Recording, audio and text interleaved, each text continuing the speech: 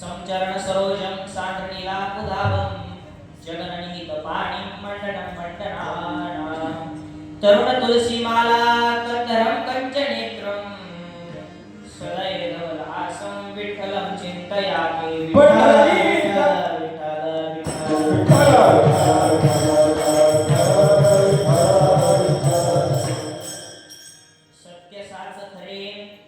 सत्य साच खरे नाम विठोबाचे बरे येणे तुटती बंधने उभय रोटी कीर्तीचे भाव ज्याचे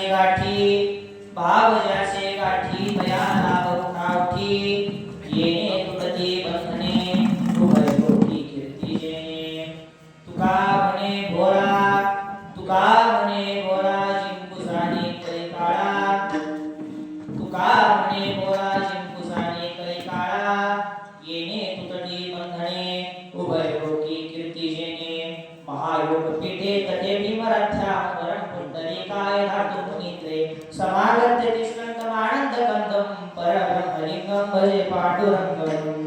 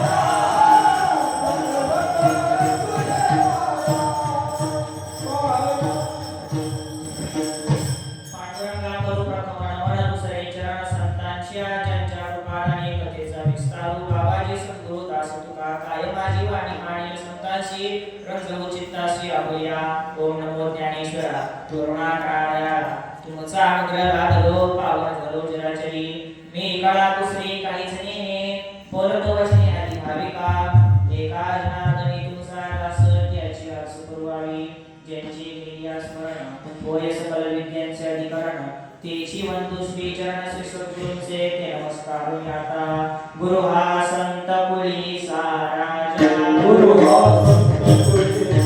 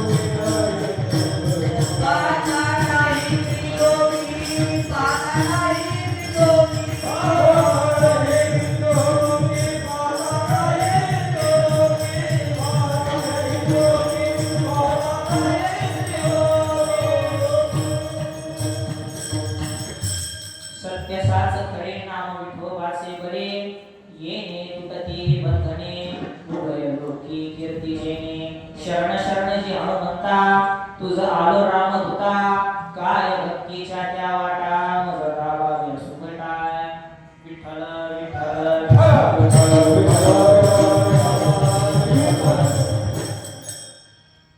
शरण शरण जी हनुमंता तुझ आलो राम दूता काय भक्ती हे म्हणताना मनामध्ये अशी विकल्पना तयार होते की तुकाराम महाराज स्वतः जगद्गुरु संत श्रेष्ठ नामाचे धारक आणि ते हनुमंतरायाला म्हणतात काय भक्तीच्या त्या वाटा मदत आवाज कितना अधिकार हनुमंतरायाचा असेल किती अधिकार जगद्गुरु तुकाराम महाराजांचा असेल आणि अशा जगद्गुरु तुकाराम महाराजांनी लिहिलेला हा 4 चरणाचा अभंग आजच्या कीर्तन रूपी सेवेकरता मिळाला चालू असलेला हा अखंड हरिनाम सप्ताह हरिभक्ती पारायण आदरणीय गुरुवर्य मनोहर महाराज भोर शांताराम महाराज भोर महाराज रेड्डी यांच्या मार्गदर्शनाखाली चालू असलेला अखंड नाम सप्ताह. सागर महाराज जर कोणी विचारलं की तुमचा सप्ताहाला किती वर्ष झाली, म्हणजे किती वर्षापासून किती वर्ष सप्ताह असेल, बाकीच्या गावात तुम्हाला सांगतील दुसरं वर्ष तिसरं वर्ष. इथं कोणालाही विचारा किती वर्ष, एकच नाव आहे अखंड. आम्हाला माहितच नाही किती वर्ष. जसा सप्ताह चालू झालाय तसा सप्ताह चालू झालाय. आता तुम्ही मला ओळखत नाही, मी तुम्हाला चांगल्या प्रकारे ओळखतो. अगस्त्य शिबिराच्या निमित्ताने दरवर्षी तुमची होती, पण तुम्ही आणि चौधरी महाराज कोणी चौधरी महाराज, सागर महाराज, नाडेकर महाराज, एवढे आमचे जाधव महाराज, हे सगळे संत मंडळी या ठिकाणी उपस्थित आहे. बाळचंद बाबा यांनी सगळ्यात अगोदर मला देवीच्या सप्त्याच्या टायमाला सांगितलं की गावाच्या सप्त्यात तुला घ्यायला लागला. आता सगळेच मंडळी ओळखीची, कुणाचाही नामोल्लेख न करता आपल्याला पटकन, कारण वेळेची मर्यादा आपली सुटत झालेली, त्याच्यामुळं वेळेच्या बंधनात अडकून या अभंगाचा जो काही भाव आहे तो तुमच्या समोर प्रस्तुत करायचा आहे.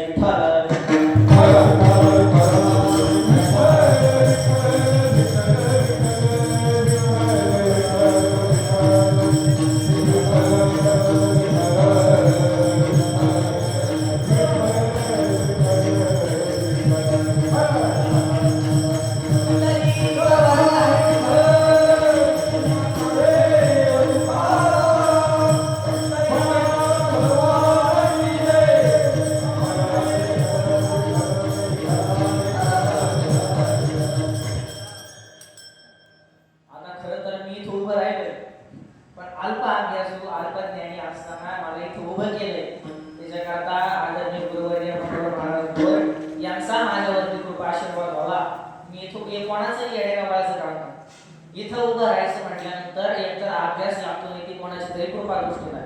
आता माझा अभ्यास करतो कमी, पण जो वर असतो माझ्या डोक्यावरती लाभलाय तो इतका भक्कम आहे का मी इथं सहजपणे उभा राहू शकतो. आणि आता मला जरा समजून घ्या,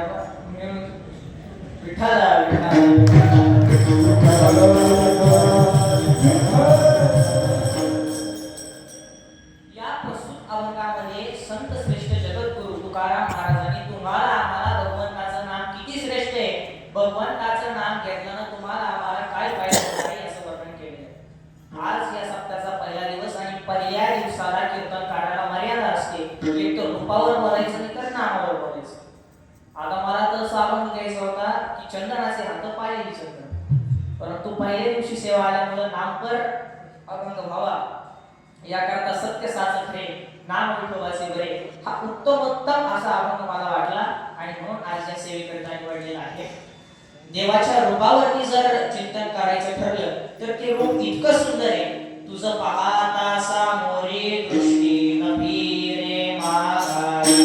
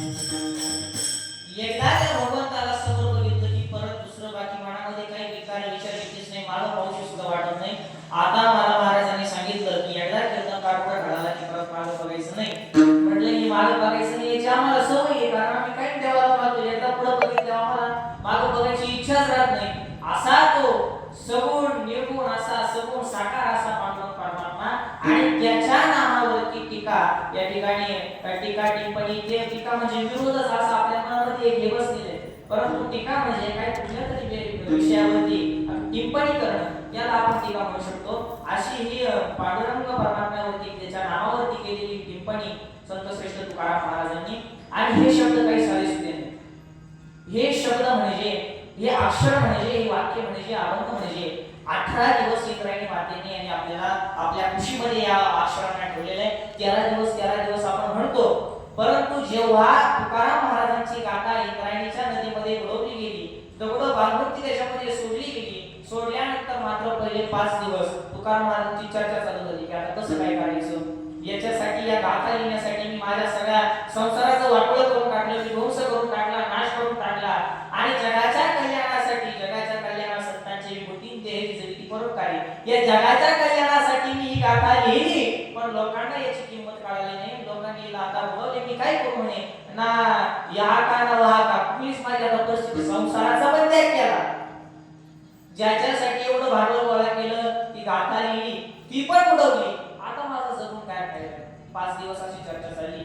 5व्या दिवशी ठरवलं की आता देवाला विचारायचं की माझ्या कुठल्या चुकीचं तुम्हाला या ठिकाणी हे जो आहे श्राप आहे किंवा जे मला तुझ्या ठिकाणी भोगायला लावलंय. तुकाराम महाराज शिळेवरती 5व्या दिवशी जाऊन बसले. तिथून पुढे त्यांनी उपवास सुरू केला. ठरवलं आता देवाकडे उत्तरच मागायचं.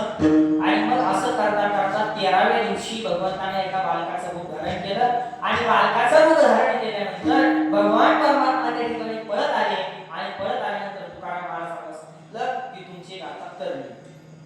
13व्या दिवशी गाथा उतर आली. अशा प्रकारे मग तिथून पुढे ती वरती राहिली. अशा 18 दिवस त्या इंद्रायणी मातेने त्याचं पारायण केलं. असे असणारे हे बहुमोल असे असणारे अक्षय आणि गाथा, ज्ञानेश्वरी आणि एकनाथी भागवत हे 3 ग्रंथ म्हणजे वारकरी संप्रदायाचे सुप्रीम कोर्ट. यांनी सांगितलं ना आहे म्हटल्यानंतर आहे. एखादा जर केस चालू असते हायकोर्टामध्ये, हायकोर्टातून ती पुढे जाते सुप्रीम कोर्टामध्ये. सुप्रीम कोर्ट जो निकाल देतो, ज्या प्रकारे अखेरचा निकाल असतो, त्याच प्रकारे ज्ञानेश्वरी म्हणते नाही आहे म्हटल्यावर 100% आहे. तुकारामांची गाथा म्हणते नाही आहे म्हटल्यावर आहे. एकनाथी भागवतामध्ये एकनाथ महाराज म्हणतात ना आहे म्हटल्यावर आहे, पुढे बोलायचंच नाही. जो बोलला तो मूर्ख. आणि मग तुकाराम महाराजांनी हे जे लिहिलेलं आहे सत्य साच खरे नाम विठोबाचे बरे, गाथेत सांगितलंय ना खरं आहे, बरं आहे, सत्य 100%. पुढे कोणी बोलायचंच नाही. विठ्ठल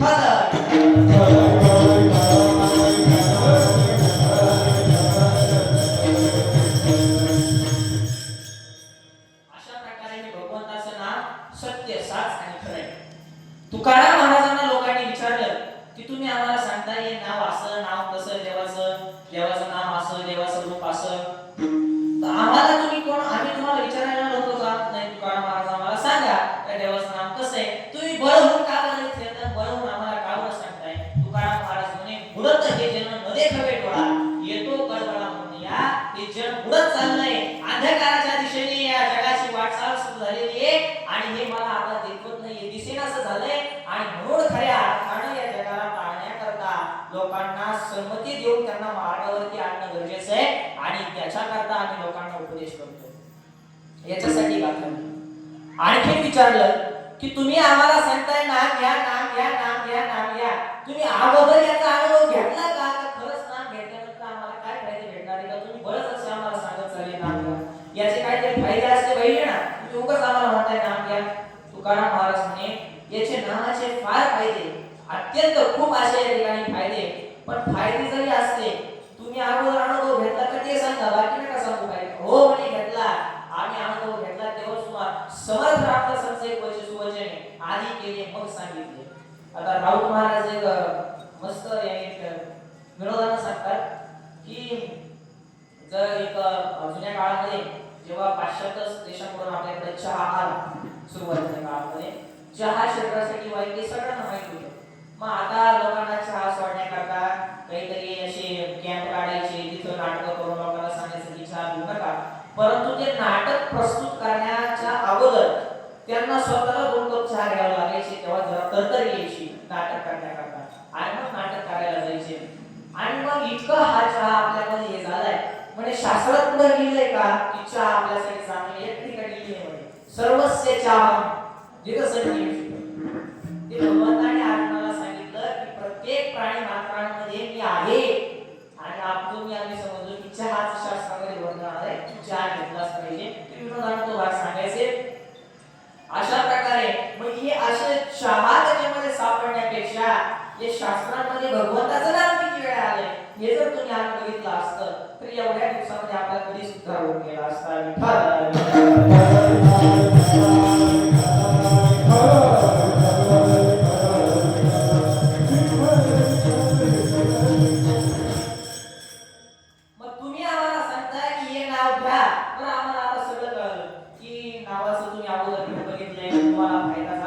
नावाचे सुंदर चांगले सत्य खरे सगळं मान्य झालं.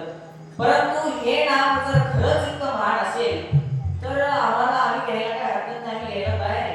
पण जर आम्ही हे नाव घेतलं तर हे भगवंताला आवडेल का? महाराज म्हणजे का नाही आवडणार? सेवा ते आवडी उच्चारावे, सेवा ते आवडी उच्चारावे, सेवा ते आवडी उच्चारावे, सेवा ते आवडी उच्चारावे. वेदा वेद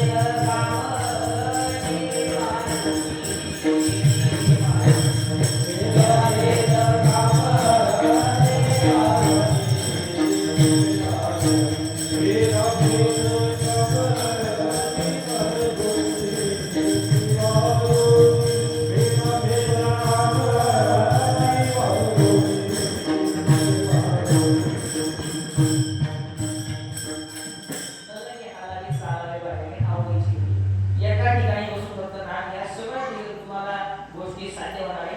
आता वेळ पुढे चालू झालाय त्याच्यामुळे आता ही बेसिक इन्फ्रास्ट्रक्चर होता आता आपण आपल्याला घडायला सोपं नाही. एक इमारत किती मोठी जरी बांधायची असली खाली पाया होतं मास्टर किती थांबवत तर मास्टरमध्ये सगळं नाही घेतली. आता आपला कम झाला आहे. प्रस्तुत अवतारामध्ये संत श्रेष्ठ तुकाराम महाराज सांगतात की देवाचं हे नाव आहे सत्य आहे, साच आहे आणि खरं आहे. आता तुम्ही म्हणाल की तुकाराम महाराज एवढे संत श्रेष्ठ तुम्ही सांगता एकाच ओळीमध्ये तिन्ही सारखे शब्द लिहिले. सत्य म्हणजे तेच, साच म्हणजे तेच, खरं म्हणजे तेच. तुकाराम महाराजांचा शब्द संपत्ती काय कमी पडली होती का? असं नाही. ह्या तीनही शब्द जरी सारखे असले थोडा किंचित त्यांच्यामध्ये फरक आहे. एवढ्या किंचित फरकाचे शब्द शेजारी शेजारी आणणं हे लेखकाचं कौशल्य आहे. तुकाराम महाराज एक उत्कृष्ट लेखक होते. त्याचा आणखी अवक आहे. तुका म्हणे वाळवंट बरवे नीट उत्तम. वाळवंट बरवे नीट आहे, उत्तम आहे. असं म्हणाल बरवे म्हणजे नीट, नीट म्हणजे उत्तम, उत्तम म्हणजे बरवे. असं बरवे म्हणजे चांगले आहे, नीट म्हणजे स्वच्छ सरळ आहे आणि उत्तम म्हणजे त्याला कुठल्याही प्रकारचा विकार नाही, ते शाश्वत आहे. असं वाळवंट आहे. अगदी त्याच प्रकारे भगवंताचं नाम सत्य आहे, वेगळी संकल्पना, साच आहे, वेगळी संकल्पना आणि खरं आहे ही वेगळी संकल्पना. आणि या तीनही संकल्पनेचा संगम जिथे होतो तिथं भगवंताचं नाव आरंभी आवडी आदरे आहे. ते भगवंताचं नाव इतकं सुंदर आहे, सत्य आहे, साच आहे, खरं आहे. तर हे पण आता समजलं. ज्या प्रकारे दूध पातळ आहे, गोड आहे आणि सफेद आहे. दुधामध्ये पण शुगर असतो त्यामुळे दूध गोडपणे, पातळपणे आणि शुभ्रपणे, सफेदपणे. अगदी त्याच प्रकारे भगवंताचं नाम हे सत्यपणे, साचपणे, खरंपणे आणि जिथं सत्य आहे, सच्चित आनंद जी पदवी आहे, सत, चित आणि आनंद या तीनही गोष्टी एकामेकापासून वेगळ्या केल्या जाऊ शकत नाही. जिथं सत्य आहे तिथं चिदत्व आहे आणि जिथं चिदत्व आहे तिथं आनंद आहे. आणि म्हणून भगवंताचं नाम घेतल्यानंतर तुम्हाला आनंदाची प्राप्ती होणार आहे. कारण सत्य आनंदापासून वेगळं केलं जाऊ शकत नाही. त्यामुळे भगवंताचं नाम हे आनंददायी आहे. तुम्हाला आम्हाला आनंद देणारं असं सत्य आहे. सत्याच्या ठिकाणी पावित्र्य आहे. सत्य म्हणजे पवित्र. जिथं सत्य आहे तिथं पवित्र आहे. जिथं सत्य आहे तिथं अभाव नाही. जिथं सत्य आहे तिथं दुःखाची निवृत्ती होऊन सुखाची प्राप्ती होते. जिथं सत्य आहे तिथं कुठल्याही प्रकारचे विकार तिथे टिकू शकत नाही. मद मोह माया मत्सर काय असते ते सगळे तिथं लयाला जातात. असा असणारा सत्य आहे आणि तो भगवान पांडुरंग परमात्मा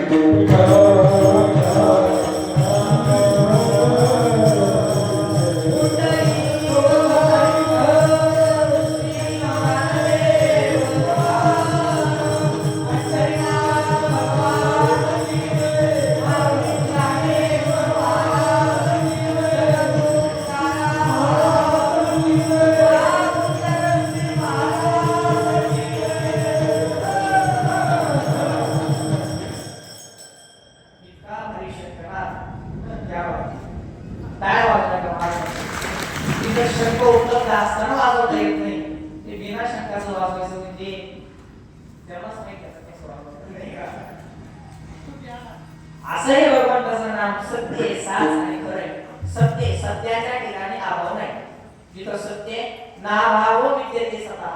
सत्याच्या ठिकाणी अभाव नाही. अभाव चार प्रकारचे: प्राक अभाव, प्रध्वंस अभाव, अत्यंत अभाव आणि अन्योन्य अभाव. सुरुवातीचा जो पहिला प्रकार आहे प्राक अभाव. जन्माला येण्याच्या अगोदर आपल्याला शरीराचा अभाव आहे. जन्माला येण्याच्या अगोदर तुम्हाला आम्हाला आमच्याकडे शरीर नसतं, म्हणजे शरीराचा आपल्याला अभाव आहे. त्याला म्हणायचं प्राक अभाव, पहिला मुद्दा. दुसरा प्रध्वंस अभाव. मेल्यानंतर जेव्हा आपण स्वर्गाला जातो, आता आपण स्वर्गाला जातो असं म्हणता येणार नाही. कोण कुठे जातं त्याची मी कशाला आधी सांगू.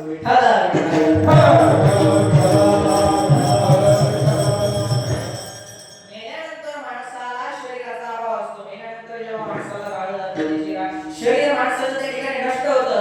शरीराचा अभाव या ठिकाणी आपल्याला होतो. मेल्यानंतर शरीर नसणे, शरीराचा अभाव असणे, याला आपण म्हणतो प्रध्वंस अभाव. तिसरा जो अभाव आहे तो अत्यंत अभाव. आता मी समजा इथे आहे, अमरावती सप्ताह चालू आहे, मी इथे एक सप्ताह रामाळावर चालू आहे, तिथं आहे का मी? म्हणजे रामाळावर माझा अभाव आहे, मी इथे आहे. असं कीर्तन काय ते इथं आहे का? म्हणजे इथं त्यांचा अभाव आहे. म्हणजे ही जी गोष्ट इथं नाही ती दुसरीकडे आहे म्हटल्यावर त्या जागेवर तिचा अभाव आहे. जर ती दुसरीकडे असेल, तिथं नसेल, तर तिथं तिचा अभाव आहे. हा झाला अत्यंत अभाव. आणि चौथा अभाव म्हणजे अन्योन्य अभाव. अन्योन्य अभाव म्हणजे आता हा साऊंड समोर ठेवलेला आहे आणि पेटी इथे ठेवलेली आहे. या पेटीमध्ये साऊंड आहे का? साऊंड मध्ये पेटी आहे का? साऊंडच्या ठिकाणी पेटीचा अभाव आहे, पेटीच्या ठिकाणी साऊंडचा अभाव आहे. म्हणजे जर तुम्ही पेटी रूपाने विचार केला तर ती गोष्ट तुम्हाला तिथे सापडणार नाही. हा झाला अन्योन्य अभाव. प्राक अभाव, प्रध्वंस अभाव, अत्यंत अभाव, अन्योन्य अभाव, हे चार प्रकारचे असणारे अभाव. आणि हे चारही प्रकारचे अभाव जिथं नसतात तिथं असणारी गोष्ट ही सत्य असते.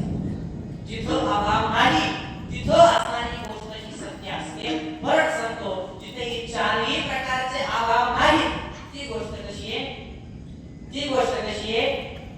ती गोष्ट कशी आहे? मोठ्याने बोला ना. ती गोष्ट सत्य आहे.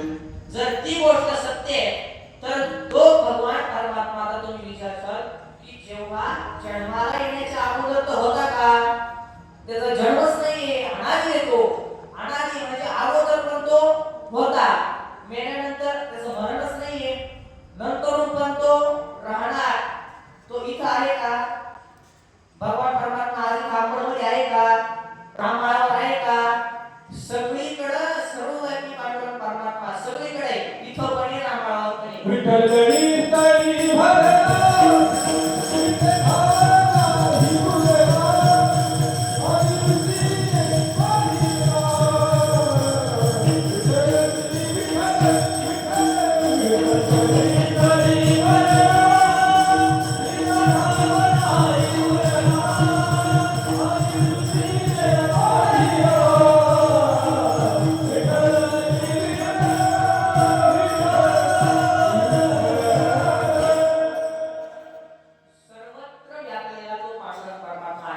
या पेटीमध्ये सुद्धा तो आहे, साऊंडमध्ये सुद्धा तो आहे, प्रत्येक ठिकाणी.